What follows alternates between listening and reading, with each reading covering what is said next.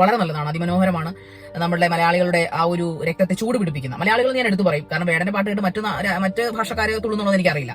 Anyway Malayalam സംഗീതത്തിൽ ഒരു rap ഒരു സ്റ്റൈൽ കൊണ്ടുവന്ന അതിനെ ഈ പറയുന്ന ആൾക്കാർ അദ്ദേഹത്തിന്റെ ആ പാട്ടുകൾ കേൾക്കാനും അതിന്റെ ആ ഒരു ആവേശം, അതായത് എന്താണ്, ഞാൻ നരിയല്ല, പുലയനല്ല, പാണനല്ല, മറ്റു പലതുമാണ്, ഒരു മനിതനല്ലോ എന്ന് പറയുന്ന രീതിയിലുള്ള അദ്ദേഹത്തിന്റെ ആ ഒരു വരികളൊക്കെ ആ ഒരു സ്ട്രെസ് ചെയ്ത് പാടുമ്പോൾ അത് കിട്ടുമ്പോൾ ഉണ്ടാകുന്ന ഒരു എനർജി, ആ ഒരു എനർജിക്ക് വേണ്ടിയിട്ടാണ്.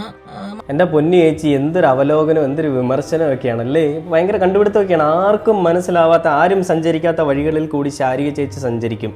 വേടന്റെ വരികളിലുള്ള അർത്ഥം എന്താണെന്നുള്ളത് കേരളത്തിലെ എല്ലാ ജനങ്ങൾക്കും അറിയാം. ഇനി നിങ്ങളുടെ പ്രത്യേകിച്ചുള്ള വിശകലനത്തിൻ്റെ ഒന്നും ആവശ്യമില്ല, അല്ലെങ്കിൽ നിങ്ങളുടെ പ്രത്യേകിച്ചുള്ള ഈ പറയുന്ന ഡയലോഗിൻ്റെ ഒന്നും ആവശ്യമില്ല. അതിൽ വേടൻ രാഷ്ട്രീയം കൂടി കൂട്ടിച്ചേർത്തപ്പോഴാണ് വിവാദമായതെന്ന് കേൾക്കുമ്പോൾ തന്നെ അറിയാം ചേച്ചിക്ക് ഒരു പിണ്ണാക്കും അറിയില്ല എന്നുള്ളത്. വേടൻ എന്തുകൊണ്ടാണ് നമ്മുടെ സമൂഹത്തിൽ ഒരു കലാരൂപവുമായിട്ട് റാപ്പ് എന്ന് പറയുന്ന കലാരൂപത്തിനെ പ്രതിനിധാനം ചെയ്തുകൊണ്ട് വന്നതെന്ന്